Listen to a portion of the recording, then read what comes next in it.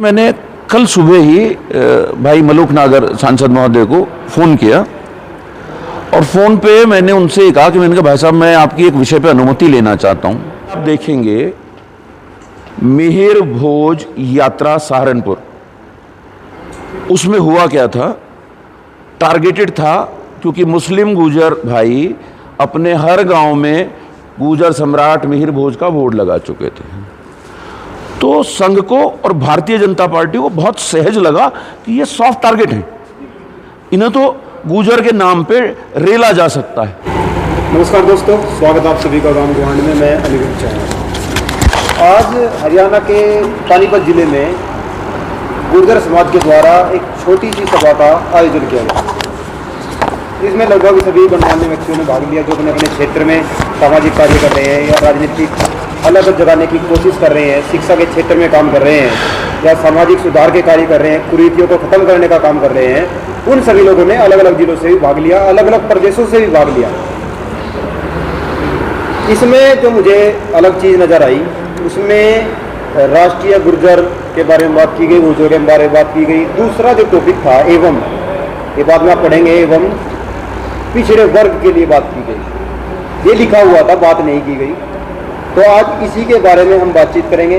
हमारे साथ में शेषराज कुमार जी, लोकेश सलारपुरी जी, एडवोकेट प्रदीप वर्मा, तोमर साहब, सरवर भाई, दानिश भाई और भी बहुत सारे लोग मौजूद हैं। तो क्या लगता है इसके बारे में, क्या सोच रहे हैं? क्योंकि सभी मीटिंग से आए हैं और हमारा कार्य है हम लोगों को उन चीज़ों के बारे में अवश्य बताएं, चाहे वो गलत है या सही है। हमारा काम है दिखाना, लेकिन लोग उसको किस तरीके से देख रहे हैं और जो आमजन है वो किस तरीके से देख रहा है, जो सामाजिक कार्यकर्ता हैं, जो राजनीति में भाग लेना चाहते हैं, राजनीति की अलग तरीके से अलग जगाना चाहते हैं, वो इसको किस तरीके से देख रहे हैं, उसी पर हम बातचीत करेंगे। सबसे पहले मैं प्रदीप वर्मा जी के पास चलता हूँ। नमस्कार जी, स्वागत आपका गांव गुहांड में। क्या लगता है जो आज की सभा थी उसको देखकर आपको क्या लगता है, क्या सोच रहे हैं आप उसके बारे में? भाई देखिए, ये सभा में मुझे सभा के आयोजकों की तरफ से तो कोई सूचना थी नहीं। ये बात अलग है कि फरवरी माह में अनुवांशिक बल सुनहरा कल के नाम पे 2 दिवसीय कैडर क्लासेस कार्यशाला, जिसमें हमारे इंटेलेक्चुअल लेक्चरर्स होते हैं, समाज के लोग आए, उन्होंने तारीफ की थी। एक विजन और मिशन के साथ हम काम कर रहे हैं। हुआ ये कि मैंने कल सुबह ही भाई मलूक नागर सांसद महोदय को फ़ोन किया और फ़ोन पे मैंने उनसे कहा कि मैंने कहा भाई साहब मैं आपकी एक विषय पे अनुमति लेना चाहता हूँ। जी बताइए, उनकी तरफ से जवाब आया। मैंने कहा भाई साहब मैं चाहता हूँ कि हमारे सारे गुजर MP MLA एक छत के नीचे बैठ जाएं। तो उस पर मलूक नागर साहब का जवाब मुझे था, वकील साहब मैं आपसे बहुत नाराज़ हूँ। मैं थोड़ा सकपका गया, कारण नहीं समझ में आया। फिर वो बोले कि ये विषय आपने इतनी देर क्यों कर दी उठाने में? अब मुस्कुराहट लौटी मेरी। मैंने कहा भाई साहब मैं तो सोच रहा था कि और बहुत लोग काम कर रहे हैं बिरादरी के, पर मैं जो महसूस कर रहा हूँ, सक्रिय राजनीति बिरादरी के नाम पे कर रहे हैं, लेकिन बिरादरी के विषयों पर ना तो उन्हें जानकारी है, बहुत से लोगों को तो जानकारी भी नहीं, क्योंकि वो तो किसी और शैली की राजनीति करते हैं। वो टिकट तक रहती है, वो कैसे आती है, उस पर मैं बहुत बार बोल चुका हूँ। और ना वो बिरादरी के मुद्दों पे, वो दलगत राजनीति से ऊपर उभर ही नहीं पाते। आपके समाज के और बिरादरी के मुद्दे आपकी दलगत राजनीति से ऊपर और बहुत बड़ा विषय है। मैं सिर्फ जातिवादी होने की बात नहीं कर रहा, लेकिन कुछ ऐसे मसाइल हैं, ऐसे मामला हैं जहां आपका अधिकार की बात है, आपके सुधार की बात है, आपके उत्पीड़न की बात है, आपके भविष्य की योजनाओं की बात है। तो वहां दलगत राजनीति से ऊपर उठ के इन सभी राजनेताओं को उस विषय पे अपनी सोच बिल्कुल दुरुस्त रखनी, क्योंकि मैं राजनीतिज्ञों को बहुत करीब से देखता हूं। तो हमारी बिरादरी में ऐसी प्रॉब्लम क्यों है, ये प्लेटफॉर्म क्यों नहीं मिलता? बाकी सारी बिरादरियां ये प्लेटफॉर्म उनके राजनेताओं को मुहैया कराती हैं, वो बिरादरी का संदेश लेके जाते हैं सदनों में। तो इस चीज़ का हमारे यहाँ भाव है, तो इसलिए मैंने उनसे बात की। तब उन्होंने कहा कि जी ऐसा है, बहुत अच्छा विषय है और कल आप पानीपत आइए, वहाँ ऐसे ऐसे कार्यक्रम हैं और मैं उस पर मैं वहीं बैठ के इसकी वो बात रूपरेखा सारी बनाएंगे। तो भाई हम सहारनपुर से लगभग 8:30 बजे चले, यार दोस्त साथी और अलग अलग गाड़ियों से सब लोग जिन्हें कहा मैंने पहुँचे, मेरे मुस्लिम गुजर भाई भी पहुँचे, मेरे बड़े सलाहकार, गुरुवर, मित्र सब लोग पहुंचे। लेकिन यहां के जो मैंने महसूस किया उससे मुझे बड़ा दुख हुआ, और ये अजीब सी हंसी का विषय है। अनित भाई, हमारी बिरादरी में एक बहुत इजीली अवेलेबल स्वयं घोषित राष्ट्रीय अध्यक्ष एक बाबा जी हैं, अंतराम तंवर साहब। डायरेक्ट नाम ले रहे हैं? अनुमान मैं डायरेक्ट नाम ले रहा हूं, क्योंकि मैं इस तरह की काम, मुझे किसी अपने विषय पर उन्हें इस्तेमाल नहीं करना, तो मुझे बिल्कुल डायरेक्ट नाम लेने से कोई दिक्कत नहीं। मैं ऐसा कोई काम नहीं करूंगा कि मैं उनकी मोहर लगवा के मैं बिरादरी का कहलवा दूं, तो मेरा अब कभी ऐसा विजन और मिशन रहेगा नहीं। तो मैंने दादरी के प्रकरण में देखा था, इन्हीं की बैठक पे, इन्हीं की अध्यक्षता में बैठ के मिस्टर एक्स, मिस्टर ए भी अध्यक्ष हो गए, वो हो गए, और उसकी ऐसी तैसी कर दी दादरी के आंदोलन की, जो बिरादरी का आवेश था। वो आवेश भड़का और उसका परिणति आपने सहारनपुर में देखी। आज यहां के देखा, यार कौन सी नेता अंतरराष्ट्रीय, राष्ट्रीय नेता आप घोषित कर दे रहे हैं, कितनी बिरादरी का आपने गठजोड़ किया, एक हॉल में बैठ के कुछ 100, 150, 200, 400, इससे ज्यादा तो है नहीं ना, 500 आदमी से ज्यादा तो किसी सूरत में नहीं। तो ये सारी घोषणा ऐसी हो जाएंगी और बिरादरी का मखाल उठाया जाएगा। ये आया था मैं इस बैनर को देख के कि गुजरों के मसाइल पे, बिरादरी के मसाइल पे कुछ बहुत अच्छा चिंतन, योजनाओं पे बात होगी, हालात पे बात होगी, पर ये तो सेल्फ प्रमोशन कार्यक्रम से ज्यादा कुछ था ही नहीं। ये बात अलग है कि कुछ सेलिब्रिटीज के रूप में बात नहीं हुई कुछ भी। मुझे लगा जो केवल इसके बारे में बात हुई, मैंने वहां कह दिया, आप हंसते हैं। हंसने का काम तो कपिल शर्मा भी कर रहा है। यार मैं कह रहा हूं ना कि जब बिरादरी के मोअज़्ज़िज़ बुजुर्ग भी बैठे हैं, युवा शक्ति भी बैठी है, जिम्मेदार लोग बैठे हैं, जो इस कार्यक्रम के लिए मोरवर 11, 11:30 बजे जुटना शुरू हो गए थे, 11 बजे से, 10:30, 11 बजे से, और ये कार्यक्रम लगभग 3 बजे तक संपन्न हो रहा है, 3 से भी ऊपर चल गया है। और इसमें हुआ क्या? कौन सी योजना पे बात की हुई? आरक्षण समझाया, आरक्षण क्यों जरूरी है? क्योंकि इस रिजीम में मेरे युवा शक्ति को तो समझा दिया गया है कि आरक्षण भीख है। उन्हें तो ये मतलब बहुत अजीब ढंग से दिमाग में भरा जा रहा है, अरे आरक्षण भीख है। हम 85% हैं अनिरुद्ध बाबू, और सामने वाला जो पक्ष है वो 15%। तो अगर 50% का जो है ना, फिर उसको भी डिटेल में कभी बता दूंगा। अगर 50% आरक्षण की बात करते हैं तो आरक्षण आपने 85% को 50% दिया है, या 15% ने 50% लिया है, और उसके बाद एक शिकोफा और कि 10% इकोनॉमिक वीकर सेक्शन के नाम पे आप अलग से लेके बैठ गए। ये अधिकारों पे डकैती है। मैं तो सोच रहा था पिछड़ों की बात होगी, इन विषयों को विस्तार से उठाया जाएगा, बिरादरी की आंखें खोली जाएंगे। ये तो मखौल है सेल्फ प्रमोशन के प्रोग्राम से, मतलब इससे समाज का भला नहीं होगा। अच्छा, गुजरों का एक और बड़ा मुद्दा रहता है, मैंने कुमार साहब से भी कई बार सुना है विमुक्त जाति को लेकर, उसको लेकर भी शायद कोई बात नहीं हुई, क्योंकि जो एक रिपोर्ट है उसके अनुसार पूरे देश के गुजरों को विमुक्त कर दिया गया है। नहीं, उसमें मैं क्लियर कर देता हूं। देखिए, विमुक्त जाति सिर्फ गुजर नहीं है। अगर पूरे देश में देखे होंगे तो लगभग 1200 जातियां इसमें हैं। अगर प्रदेश में बात करते हैं, उत्तर प्रदेश की बात करते हैं, तो उत्तर प्रदेश में इसमें 29 जातियां हैं जो स्थायी रूप से रहने लगी, और 25 जातियां हैं जो अभी भी गुंतु हैं। और इन जातियों का संख्या बल पूरे देश में लगभग 25 करोड़ है। और इन 25 करोड़ में बहुत से लोग ऐसे हैं जिनके पास आज तक भी देश को आजाद होने के 75 साल बाद भी नागरिकता का अधिकार है, कोई हक हकूक उनके पास नहीं है। तो वो लोग कौन? जिन्होंने 1857 में अंग्रेजों के विरुद्ध अललिया ऐलान करके जंग लड़ी, और उसकी का परिणाम यह हुआ कि उनके ऊपर क्रिमिनल ट्राइब एक्ट लगा दिया गया, उन्हें जन्मजात अपराधी घोषित कर दिया गया, उनकी शिक्षा अधिकार सब से वो समाज सैकड़ों साल तक वंचित रहा, सैकड़ों साल तक वंचित रहा।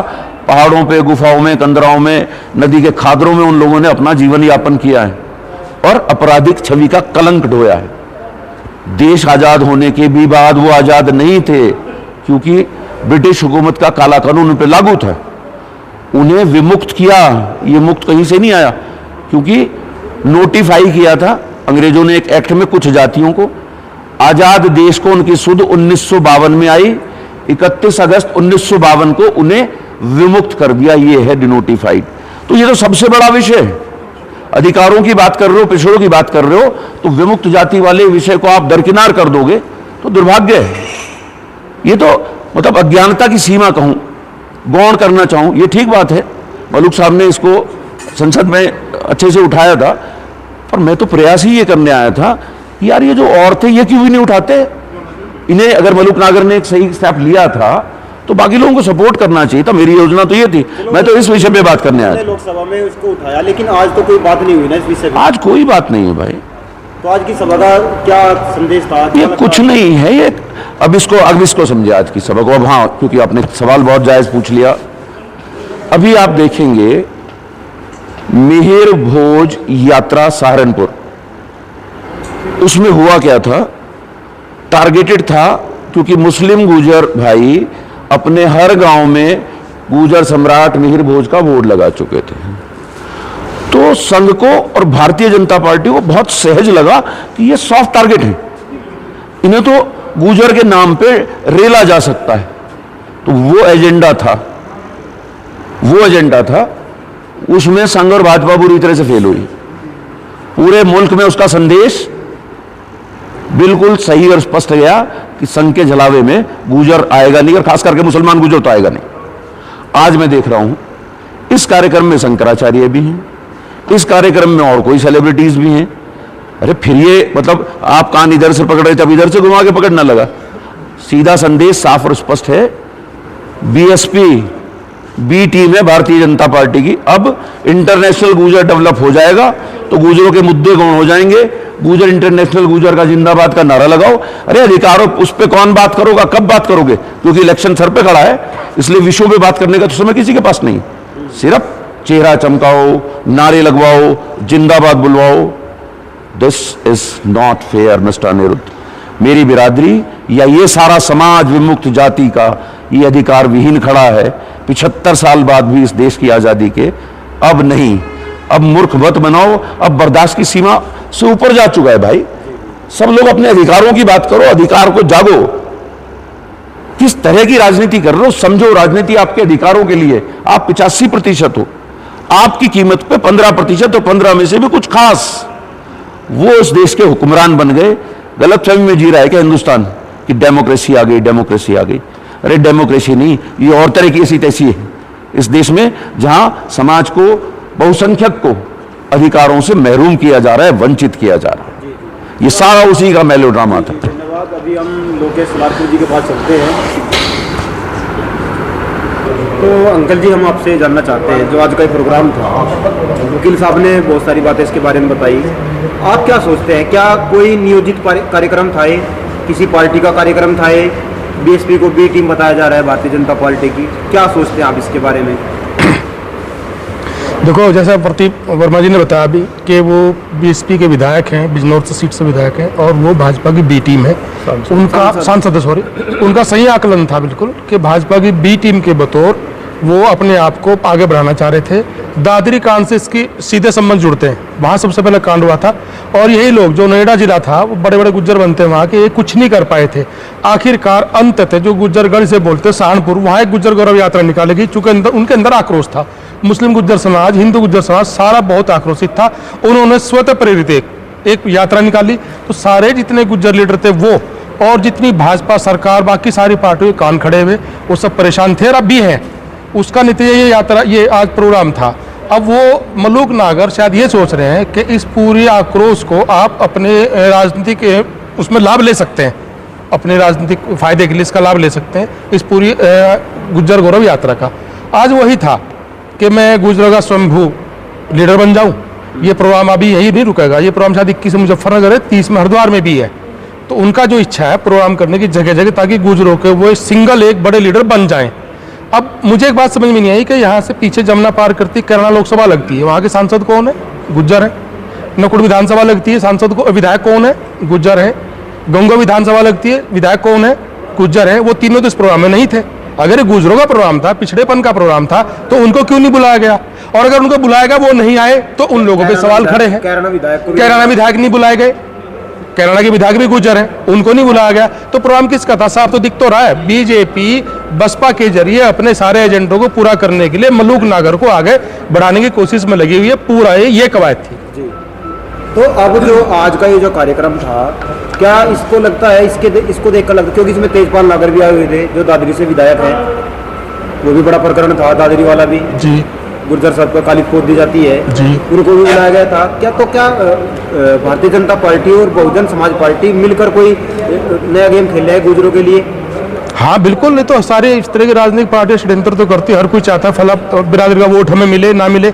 इसके पीछे कुछ और भी चीज़ है। भाजपा कहाँ परेशान है आप जरा ये समझिए। आप पूरे देश का सिनेरियो देखिए। उत्तर भारत के जितने स्टेट हैं उनकी लगभग 92% सीट आज भाजपा के पास है। जैसे यूपी की 62 सीट इनके पास है 80 में से, और हरियाणा की पूरी सीट इनके पास है, उत्तराखंड की सारी सीट इनके पास है, दिल्ली की सारी सीट इनके पास है, गुजरात राजस्थान की सारी सीट इनके पास है, मध्य प्रदेश की लगभग सारी सीट इनके पास है। तो जितने उत्तर भारत के स्टेट है लगभग सारी सीट इनके पास है। यानी यहाँ से ज़्यादा सीट बढ़ने की गुंजाइश तो है नहीं, घट ही सकती हैं। अब आप देखिए उधर बिहार में इनका कोलैबोरेशन था, वो अलग हो गए, तो जाहिर सी बात है वहाँ सीट घटेंगी। महाराष्ट्र में कोलैबोरेशन था, वहाँ सीट घटेंगी। कर्नाटक में आपने देख लिया वहाँ क्या स्थिति है, राजस्थान में स्थिति खराब है, मध्य प्रदेश में हालत बहुत खराब है। तो बीजेपी साफ साफ समझ रही है कि लगभग कोई 150 सीट का नुकसान उन्हें होने जा रहा है। अब इन सीट की पूर्ति कहाँ से करे, कैसे करे, पूरा सिस्टम इस चीज़ की, इस कवायद पूरी भाजपा पूरा संघ सब लगे हुए हैं। उसके एक छोटी सी कोशिश आज ने प्रोग्राम के जरिए भी की थी, और अभी कई प्रोग्राम और भी करेंगे।